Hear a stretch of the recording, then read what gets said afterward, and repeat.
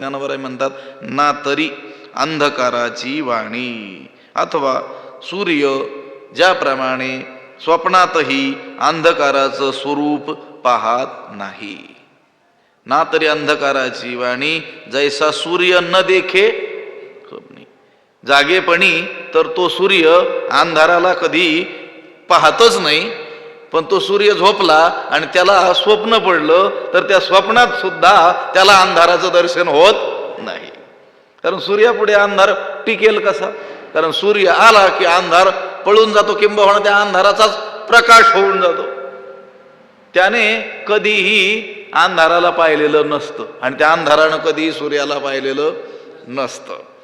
ना तरी अंधकाराची वाणी जैसा सूर्य न देखे स्वप्नी. सूर्याला कधीच अंधकाराचं दर्शन होत नाही. मग सूर्य अंधारा लागी रिघो काही भलते सुरंगी, परी तो तयाच्या भागी नाहीची जैसा. त्या सूर्याच्या दृष्टीनं तो अंधार या जगात अस्तित्वातच नाही, कारण त्याला त्याची कधी भेटच होत नाही. मग सूर्य अंधारा लागी रिघो का भलते सुरंगी.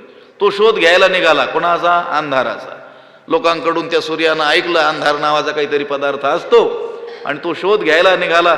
सगळीकडे शोधलं, काही दिसलं नाही. त्याला वाटलं या गुहेत तरी तो अंधार असेल, म्हणून सूर्य तिथं गेला. ज्ञानोबराय म्हणतात रिघो का भलते सुरंगी. गहन अशा गुफेमध्ये काय झाला? तो सूर्य गेला. आता सूर्य गेला म्हटल्यावर प्रकाश झाला, तिथं अंधकारच नाही. मग तो सूर्य म्हणू लागला, हे लोक खोटं बोलतात, अंधार नावाचा पदार्थच या जगामध्ये अस्तित्वात नाहीये. जागेपणी तर त्या सूर्याला अंधाराचं दर्शन होतच नाही. पण मी बोलून गेलो, ज्ञानोबराय म्हणतात तो झोपला आणि झोपेत त्याला स्वप्न पडलं तर त्या स्वप्नात सुद्धा त्याला अंधार दिसत नाही. ना तरी अंधकाराची वाणी जैसा सूर्य न देखे स्वप्नी.